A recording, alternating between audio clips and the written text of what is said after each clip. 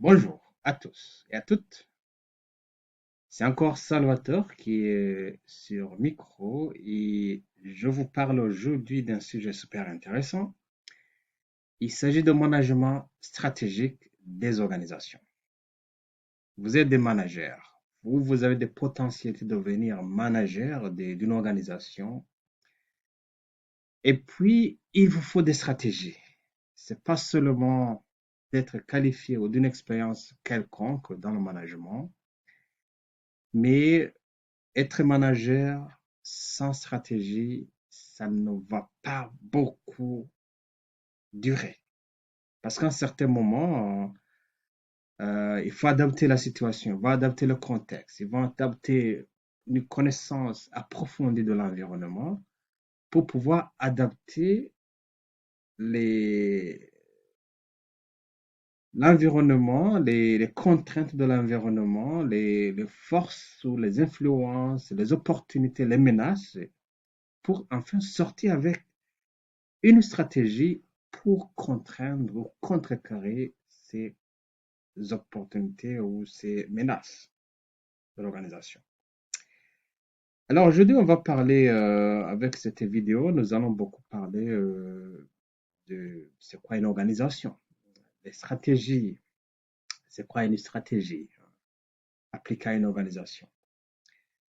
Et beaucoup plus pour bien comprendre le terme, nous allons partir d'une historique, les origines du mot du terme stratégie, et puis parler aussi de l'organisation, c'est quoi une organisation, et nous allons en fait partir aussi terminer avec ce qu'on appelle le vocabulaire stratégique. Et voilà, c'est une introduction générale où nous allons parler de stratégie, organisation, stratégie et vocabulaire stratégique. Très bien. Alors, qu'est-ce qu'il faut comprendre par terme organisation, hein? Donc, une organisation du substantif latin,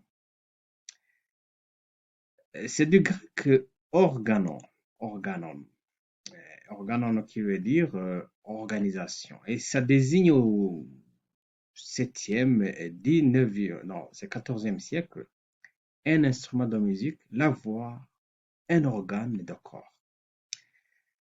Outre le sens musical, d'après le dictionnaire étymologique Larousse, organiser signifie disposer de manière à rendre apte à la vie.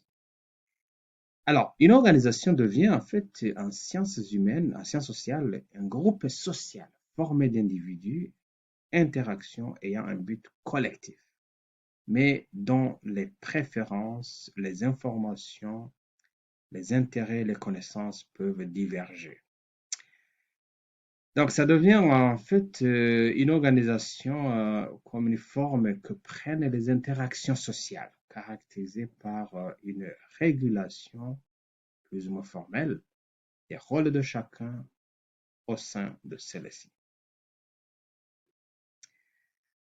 Et on va distinguer plusieurs types d'organisations. Par exemple, une association sans but lucratif, une entreprise, un parti politique, ou voilà, parmi les associations sans but lucratif, on parle aussi des organisations religieuses. Là, c'est inclus dans les associations sans but lucratif. Alors, on va parler cette fois-ci des origines de la stratégie. Et il se trouve ses origines dans l'Antiquité grecque. Et la stratégie en fait est attribuée au chef de guerre Sun Tzu. Et puis, voilà, c'est dans le sens où une armée peut être comparée à l'eau, car de même que l'eau coule évite les hauteurs et se précipite vers les plaines, de même une armée évite la force et frappe les faiblesses. La stratégie, en fait, trouve ses racines dans l'Antiquité grecque.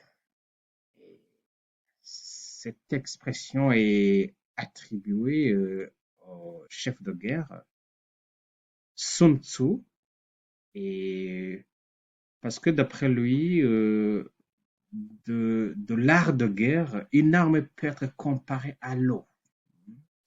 Car de même que l'eau coule et évite les hauteurs et se précipite vers la plaine, de même une armée évite la force et frappe les faiblesses.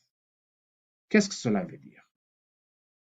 Cela veut dire que ça implique qu'il faut éviter de se combattre, de se battre contre les points forts de votre concurrent, mais qu'il faut plutôt attaquer ses faiblesses.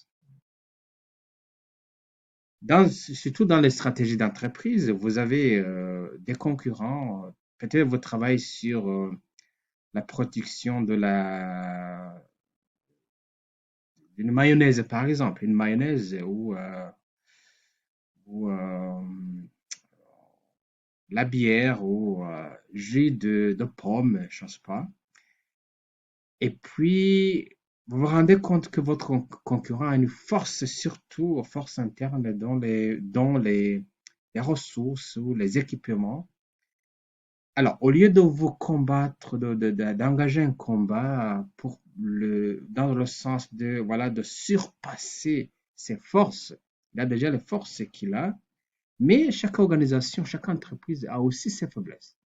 Plutôt, il faut détecter ses faiblesses. Et c'est là où vous allez plutôt vous attaquer à ces faiblesses. C'est ce que ça veut dire, en fait, en termes de stratégie.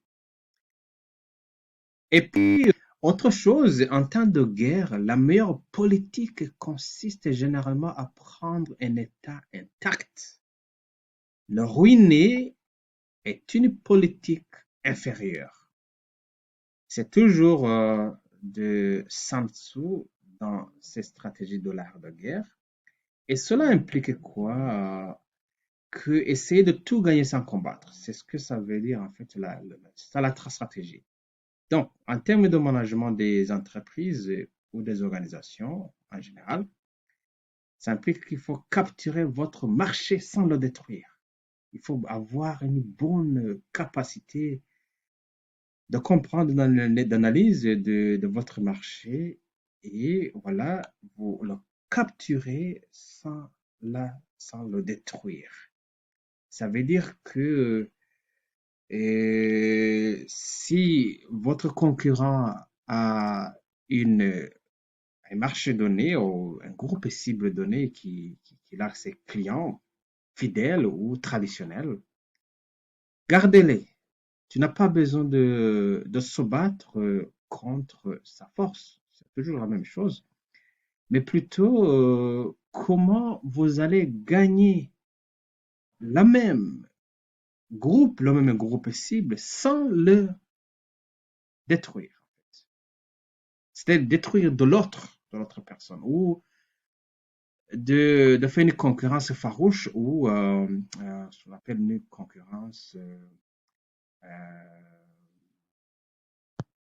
déloyale, en fait.